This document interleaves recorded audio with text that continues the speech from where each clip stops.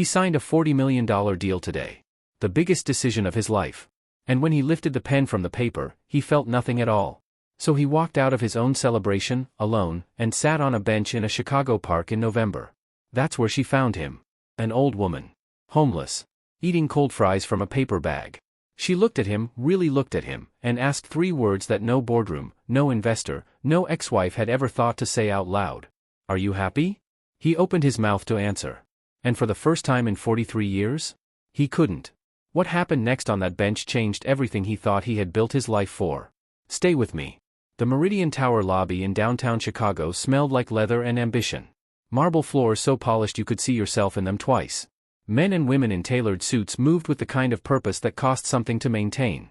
And on the 41st floor, in a conference room with floor-to-ceiling windows and a view of Lake Michigan stitched in gray, Ronald Hale had just signed his name to a contract worth $40 million. His pen hit the table. Silence. Then the room erupted. Champagne bottles opened. Photographers from the Business Wire snapped shots. His legal team shook hands and laughed too loudly. His PR director was already on the phone, feeding the story to outlets before the ink had even dried. 40 million. A boutique hotel chain across 6 states. His. Completely his. Ronald stood in the middle of it all, button undone at the collar, glass of champagne in one hand, and his face arranged in exactly the expression you'd expect from a man who had just won. He knew how to do that. He had practiced it. The confident smile, the nod, the measured exhale that said I expected this, but I'll allow you all to celebrate on my behalf. What he didn't practice was what he was actually feeling. Which was nothing. Or something so close to nothing that he couldn't tell the difference. He excused himself before anyone noticed. He took the elevator alone. Pressed the lobby button and stood with his back to the mirrored wall and his eyes on the floor counter ticking down. 41. 38. 22. He loosened his tie the rest of the way. 8. 3. Lobby. The glass doors of the Meridian Tower slid open, and the November air hit him like a cold hand on the face. Chicago in November doesn't ask permission. It just arrives. Ronald stood on the sidewalk for a moment, not quite sure what he was doing there. His driver, Jeffrey, was parked by the side of the road, engine running, waiting to take him to the dinner reservation where 12 of his closest investors and associates would toast him for the 5th time that day. There would be a speech. He had one prepared. He looked at Jeffrey's waiting car. He looked at the street. He started walking. He didn't know where he was going. He just knew the direction was away. The park 2 blocks south of Meridian Tower was the kind of place Chicago kept like a guilty conscience. Small benches around a half-frozen fountain. A scatter of pigeons. 2 chess tables no one was using. A statue of a man on horseback that no one remembered the name of. Ronald walked without looking up. His dress shoes clicked against the stone path. His coat was expensive enough to block the wind but thin enough to remind him it was cold. He passed a woman jogging. A man walking a dog. 3 teenagers on bikes cutting through, laughing about something that mattered only to them. He sat down on a bench near the fountain. Took a breath. $40 million. He said it inside his head like he was reading a number off a receipt, checking to make sure the cashier got it right. It was real. The papers were signed. The transfer would clear in 72 hours. He had wanted this deal for 2 years. He had changed all his investments just in case it happened. And he was sitting on a park bench by a half-frozen fountain in the cold because the inside of that celebration room had felt like a room he didn't belong in. That's when he heard her. You look like a man who just got exactly what he asked for. He turned. On the far end of the same bench sat a woman he hadn't noticed when he sat down. She was old. Not politely old, not gracefully aged, but old in the way that says life did not go easy on me and I kept going anyway. Her coat was navy blue and too thin. Her shoes were brown and not matching, one that had a small tear near at the toe. She had a paper bag in her lap from a fast food place down the street, and she was eating a small order of fries with the focused satisfaction of someone who had not eaten in a while. She was looking at him directly. Most people don't do that anymore. They look quickly, they kind of look, and then they act like they didn't really see anything. This woman was simply looking at him, with calm, clear, brown eyes that had the patience of someone who had all the time in the world and none of it left. "Excuse me?" Ronald said. "I said you look like a man who got exactly what he asked for." She popped a fry into her mouth. "And you look miserable." Ronald blinked. He almost laughed. It was the kind of comment that shouldn't land, except that it did. "I'm not miserable," he said. She tilted her head. "Not argumentative. Just waiting. I just finished a $40 million deal," he added, because saying it out loud to a stranger felt like the only honest version of the day he'd had. The woman nodded slowly. Took another fry. That's a lot of zeros, she said. It is. She looked at him for another moment, and then she asked it. Simply. Quietly. The way you'd ask someone if they'd like more water. Are you happy? 3 words. No performance behind them. She wasn't trying to wound him or challenge him or make a point. She just asked him the way you ask a question when you actually want to know the answer. Ronald opened his mouth. The word yes was right there, automatic, rehearsed, the word he said in interviews and at dinners and in the mirror on mornings when he needed to remember who he was building all of this for. But in the cold, beside a half-frozen fountain, looking at an old woman in a thin coat who had asked it like it was the only question that mattered, the word wouldn't come. He looked down at his own hands. At the ring finger on his left hand where he used to wear a band of white gold. It had been in his nightstand drawer for 2 years. I don't know, he said. It was the most honest thing he had said in a long time. The woman's name was Flora. She told him that without being asked, the way people do when they're not afraid of being known. I sit out here most afternoons, she said, folding the top of her paper bag closed neatly, like she was preserving what was left for later. The fountain sounds nice even when it's cold. Makes me think of summers when I was a girl. We had a creek out back of our house in Asheville. Coldest water you ever put your feet in. You're from Asheville? Ronald asked. Born there. Lived a lot of places after. She said it without elaboration, and he didn't press. He learned, slowly, across the next 20 minutes of conversation that surprised him by happening at all, that Flora had worked most of her life. Secretary for a law office in her 20s. Night shift dispatcher for a trucking company in her 30s and into her 40s, the overnight hours that most people wouldn't take, the ones that pay a little more because the dark hours cost something. She had raised 2 children mostly on her own after her husband's first heart attack left him unable to work the way he used to. She had done it without complaint, or if she'd complained she'd done it privately, which amounts to the same thing in terms of what the world sees. Her husband had died 8 years ago, a second heart attack on a Tuesday morning in October while she was at the grocery store. She'd come home to find him in the armchair where he always sat to watch the morning news, looking peaceful enough that she hadn't understood right away. She told that part of the story the same way she told all of it. Calmly. Not without feeling, but without performing the feeling for someone else's comfort. Her daughter lived in Phoenix. Her son lived 40 minutes north of Chicago, in Evanston, which was close enough that it might as well have been a different world. She didn't say why she was on a park bench instead of in Evanston. He didn't ask. Not yet. What do you do? She asked him. Real estate, mostly business deals where companies buy other companies. I buy properties, restructure them, resell or hold. Sounds like collecting, she said. He looked at her. What do you mean? Some people collect stamps. Some collect houses. She lifted her shoulders like it wasn't a big deal, not unkind. Doesn't tell you why they collect. Ronald was quiet for a moment, the fountain kept dripping water. A pigeon made a small cooing sound, like it was asking something. I started because I needed money, he said. It was the actual answer. He never gave the actual answer in interviews. In interviews he said things like I saw an opportunity in an undervalued market or I had a vision for what responsible urban development could look like. Those things were also true. They just weren't first. I grew up with nothing. My father worked at a steel plant in Gary, Indiana. He worked there for 22 years and came home every night smelling like metal and tired in a way that sleep didn't fix. My mother cleaned offices at night. Commercial buildings downtown, the floors nobody sees after 5 p.m. She'd leave after dinner and come back before we got up for school so we wouldn't feel the absence. I figured out what she was doing when I was 9. I didn't say anything. I think she knew I knew. He was looking at the fountain. He hadn't said any of that out loud to anyone in years. Possibly ever. We moved apartments 4 times before I was 12, he continued. Once because the heat stopped working. Once because the landlord sold. Twice because the rent went up and we couldn't. I decided early that I wasn't going to do that. I wasn't going to be someone life just pushed around. Flora nodded slowly. And now nobody pushes you. Nobody pushes me. So who do you go home to? She asked. The question landed sideways. He hadn't expected it. Nobody right now, he said. Flora looked at the fountain.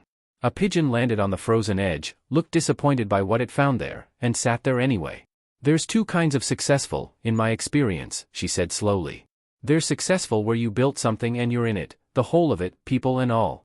And there's successful where you built something and you're standing outside looking at it through the window. She glanced at him sideways. You look like a man. Standing outside. Ronald said nothing. He was thinking about the celebration he'd left upstairs. The champagne and the photographers and the 12 people who needed him to have won so they could feel connected to winning. The way his own PR director had already been on the phone before Ronald had set the pen down. The way the room had felt like a stage set he was walking through rather than a moment he was actually inside. And he'd taken the elevator down and walked 2 blocks south and sat on a park bench in November because the inside of that room had felt like a window he was looking through, not a room he lived in. "I was married," he said. He didn't plan to say it. It came out the way things do when your guard is down and the air is cold and the person next to you has asked you something real. 7 years. Her name is Desiree. She's a landscape architect. She designs parks and green spaces, which is interesting because I buy buildings and she makes the places between them beautiful. We used to joke about that. He paused. We used to joke about a lot of things. Early on. What happened? Flora asked. Not prying. Just following the thread he'd handed her. I kept working, he said. That's the whole story, actually. I kept working and she kept waiting for me to decide that what we had was worth protecting the way I protected everything else I'd built. And eventually she stopped waiting. What did she say when she left? Flora asked, and again, no judgment in it. Just a question. The way a doctor asks where it hurts without flinching from the answer. She said I had learned how to want things but not how to need people. He exhaled slowly. I told her she was wrong. Flora was quiet. I think she was right, he said. I just couldn't say it then because saying it would have meant stopping. And I didn't know how to stop. I still don't know what stopping looks like for me. I've been moving since I was 9 years old, watching my mother leave after dinner so we wouldn't feel the absence, and I haven't stopped since. The fountain made a small sound. Water finding its way over ice. My husband, Flora said, he was a stubborn man. The kind that doesn't say much but when he does, you remember it the rest of your life. She smiled, and it changed her whole face, the lines rearranging themselves into something warm and a little heartbroken and entirely at peace with both feelings at once. He used to say that a man can spend his whole life building a table and forget to sit down at it. Ronald looked at her. Is that what you think I've done? I think you built a beautiful table, she said simply. I don't know if you've sat down at it. I don't know if you've let anyone else sit down at it either. He stayed on that bench for 45 minutes. His phone buzzed 11 times. He turned it face down beside him after the third. They talked about things he couldn't have predicted. She told him about the creek in Asheville and how her mother used to hang sheets on a line behind the house and they'd smell like sun when you slept in them. He told her about the apartment in Gary with the radiator that only worked if you kicked it twice on the left side. She laughed at that, genuinely, a short, real laugh that had no performance in it. He told her about his daughter, Elaine, who was 16 and lived with her mother in Seattle and called him on Sundays when he remembered to call first. When was the last time you called first? Flora asked. He thought about it. October, maybe. It's November, she said. I know. Flora didn't press him. She just let the number sit there between them like an open question with room in it. He found out her situation sideways, 20 minutes later, when she mentioned she needed to find the overnight shelter on Wabash before 5 or they'd fill up. He didn't react dramatically. He didn't make a fuss or lean in with that particular kind of alarm people perform when they want credit for caring. He simply asked, quietly, how long she'd been in that situation. About 8 months, she said. Her voice didn't change register. It stayed the same as when she was talking about the creek in Asheville or her husband in the armchair. Just information, delivered without shame or apology, because she had decided at some point that her circumstances were not her verdict. My son's house isn't big. His wife is a good woman. Truly. It just doesn't have room. I don't hold it against them. Where were you before that? Apartment in Rogers Park. Landlord sold the building. New owners raised the rent 3 times in 6 months. She folded her hands in her lap the way people do when they are being precise about something. I was on a fixed income. Fixed incomes don't flex. I had savings. But 8 months of double rent and moving costs and storage fees, and savings have a floor. Do you have what you need tonight? Ronald asked. I have what I need today, she said, with a slight emphasis on today that he understood was not evasion but accuracy. That shelter on Wabash is clean. I've been there before. The woman at the desk, Angel, she remembers your name. That matters. Ronald looked at her. Not with pity, with something quieter than pity and harder to name. The kind of seeing you do when you stop performing your own day and let another person's reality actually reach you. Flora had asked him the most a question to make something clearer of his adult life out of nothing but instinct and honesty. She was sitting on a park bench in a too-thin coat watching a frozen fountain because a landlord had done the math and decided his profit margin mattered more than her stability. She had offered him grace without being asked and without expecting anything back. He sat with that for a moment. "Flora," he said, "would you allow me to help with something?" She looked at him. Not suspicious, not immediately grateful. She looked at him with the measured attention of a woman who had lived long enough to understand that things offered too quickly sometimes cost more than the price stated. "What kind of something?" she asked. "There's a property I own on the north side," he said. He kept his voice level, not like he was offering charity but like he was stating a fact, the way you tell someone there's a chair available if they'd like to sit. A 2-flat on Carmen Avenue in Andersonville. The first floor has been vacant for 3 months. It's a clean unit. 2 bedrooms. Radiators that actually work. Good windows. The neighborhood is quiet. There's a coffee shop on the corner and a library 4 blocks north. He paused. "I would like you to have it. Not temporarily. Not as charity where you're expected to be grateful on a schedule. I'd draw up a proper lease. Whatever you can contribute from your fixed income is enough. I'll cover the rest. Not as a loan. As a decision." Flora looked at him for a long moment. The kind of look that is actually thinking, not performing thought. "Why?" she asked. It was the right question and she deserved a real answer. "Because you asked me if I was happy," he said. "And you asked it the way people ask questions they actually want answered, not to fill silence, not to seem polite. And the honest answer is I don't know. I know I've been successful, and I've been confusing the two for a long time." He looked at her. "You helped me today with something I didn't know I needed.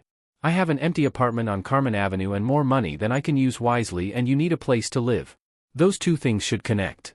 Flora didn't answer right away. She looked at the statue of the man on horseback whose name nobody remembered. She looked at her paper bag. "I'm not going to pretend I need more convincing," she said finally. "I'm tired, Ronald. The kind of tired that's not about sleep." She looked at him directly. "But I want you to know I was not sitting on this bench today looking to be rescued. I was sitting here because the fountain sounds nice and the air is clean and some days that is enough." "I know," he said. "That's why I'm asking instead of assuming." She nodded once. Slowly. The way someone nods when a decision has been made and the weight of it has finally shifted to the right place. 2 bedrooms, she said. 2 bedrooms. Good light in the morning. The maple tree in the backyard is bare right now but in spring it's something. Then all right, she said. "Thank you." Without ceremony. "Without ceremony," he agreed. He called his driver Jeffrey and asked him to come to the park.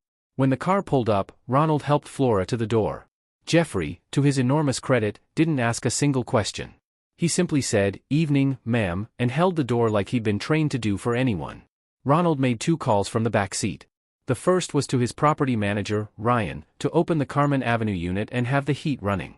The second, after Flora fell asleep against the car door with the paper bag still in her lap, was to his daughter in Seattle. It rang 4 times.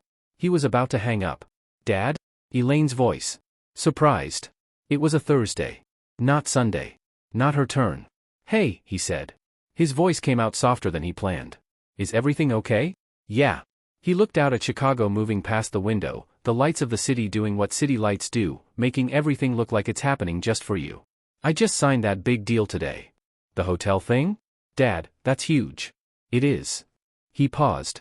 "I wanted to tell you before I told anyone else." That was almost true. He was telling her before anyone who mattered to him, which was a smaller list than it should have been and he knew it. "I also wanted to ask if I can come out in December. Before Christmas. Not fly in and fly out. Actually stay a few days." Silence on the line. Not hostile. The particular silence of someone who is recalibrating. "Yeah," she said. "If that works." "That works, Dad." "Okay." He exhaled slowly. "I'll send the dates this week." He hung up and held the phone in his lap. Outside, the city kept moving. Inside the car, Flora slept with the quiet dignity of a woman who had been standing a long time and had finally found somewhere to sit. The Carmen Avenue unit smelled like fresh paint and radiator heat. Ronald's property manager Ryan had the lights on and warmth moving through the building by the time they arrived. He was professional enough not to ask questions about Flora, which Ronald noted and quietly appreciated. Flora walked through the apartment slowly. Touched the counter in the kitchen with her fingertips. Looked out the window at the narrow yard behind the building where a maple tree stood bare and patient in the November dark. "It's a good tree," she said. "It is," Ronald agreed.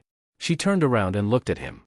"You understand," she said carefully, "that I'm not going to be grateful in a way that changes who I am." "I'd be disappointed if you were," he said. She nodded once, settled, like a confirmation had been made. "Then thank you, Ronald," she said. "I mean that without ceremony." "I know," he said. "That's why it counts." He didn't go to the investor dinner. He called his PR director Crystal and told her to handle it. He could hear the confusion in Crystal's voice, the particular confusion of watching someone behave reliably one way for years and then suddenly do the opposite. But she was good at her job and she handled it without drama, which was what he needed. He ate alone that night at a diner 3 blocks from his building. A booth by the window. A cup of coffee and a plate of eggs that were slightly overdone and completely fine.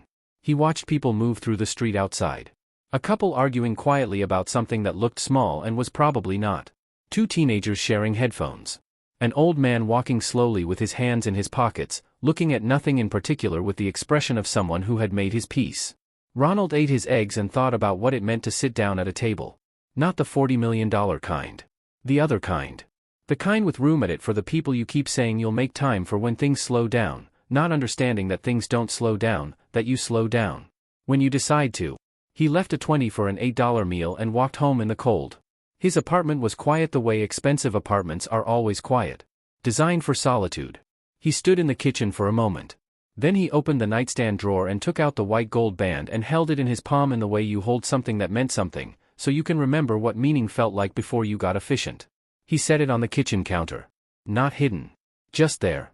Then he opened his laptop. Found the email thread with his daughter's school information from 2 years ago, where Elaine had once forwarded him her winter concert dates in case he could make one. He had missed them both. December 8th. He clicked over to his calendar. He blocked the whole day. And the 2 days after. Then he sat back and looked at his ceiling for a while. $40 million. A boutique hotel chain across 6 states. A career that had consumed every version of himself he had ever tried to build.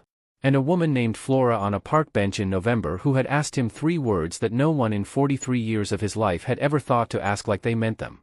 Not an answer. Just the right question, finally, in the cold, in a place he couldn't walk away from. He didn't know yet what came next. He knew Elaine was expecting him in December. He knew Flora had a warm place to sleep tonight. He knew there was a table somewhere that still had room at it, if he was willing to put down what he was carrying and actually sit. For the first time in a long time, he thought he might be. And if you've ever been handed a question you didn't know you needed, drop it in the comments. Don't keep it to yourself. Someone down there is looking for the same thing you found. If stories like this one find you where you are, subscribe and hit the bell. There's more coming. And I think you're going to want to be here for it. Where are you watching from?